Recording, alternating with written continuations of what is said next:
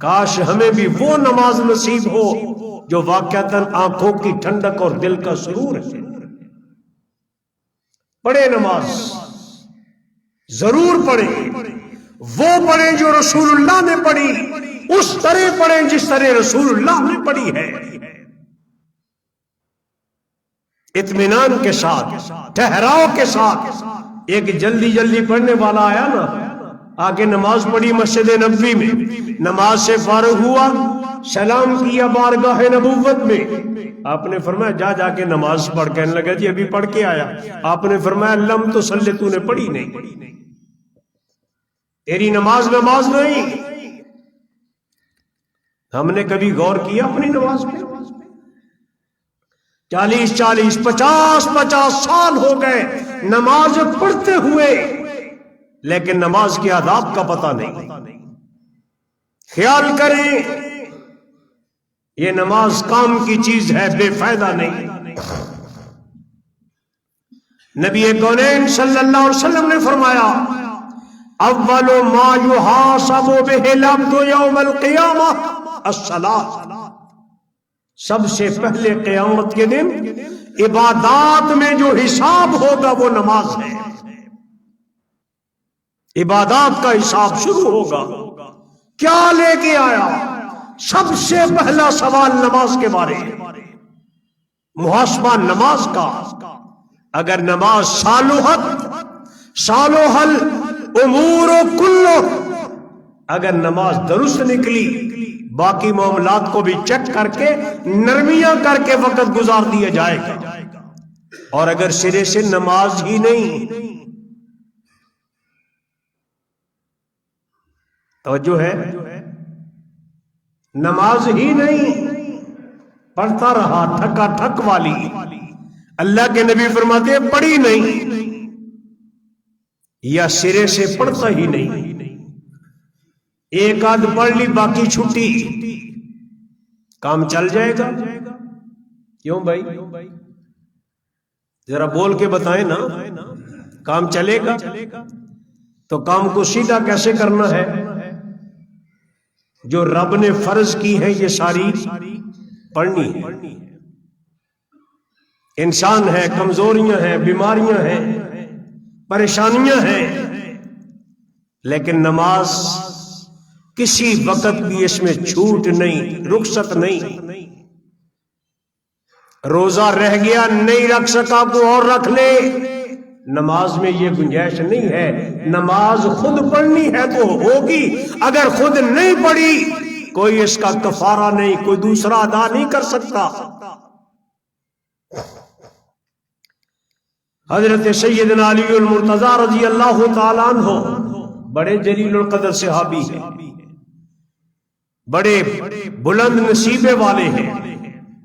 انہوں نے روایت کی ہے، فرماتے ہیں کہ رسول اللہ صلی اللہ علیہ وسلم بیمار ہوئے، نمازوں کا سلسلہ جاری رہا، ابو بکر صدیق جماعت کرواتے رہے، ہم پیچھے پڑتے رہے، بیماری انتہا کو پہنچی، میں اللہ کے نبی کے پاس تھا۔ توجہ کرنا، کہاں تھا میں؟ رسول اللہ کے پاس۔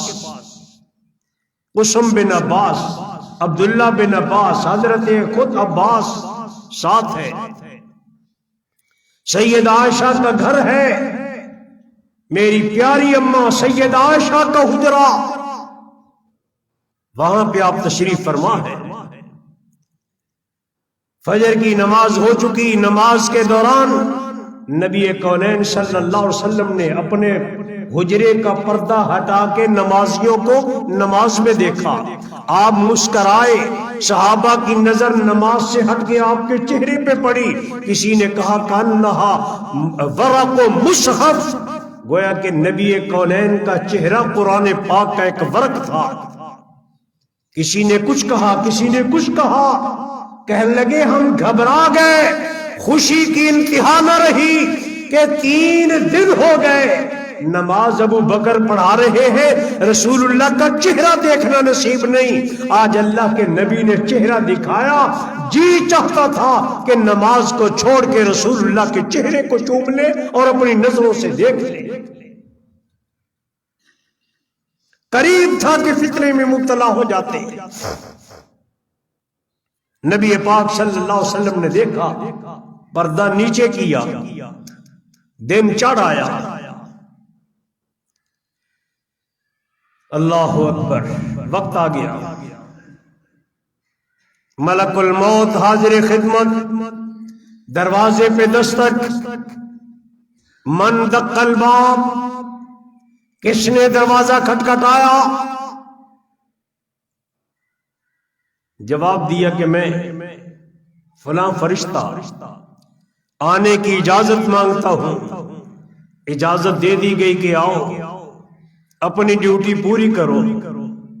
آخری وقت علی المرتضی رضی اللہ تعالیٰ عنہ فرماتے ہیں کان آخر کلام، نبی کونین کی زبان سے نکلنے والے آخری جملے.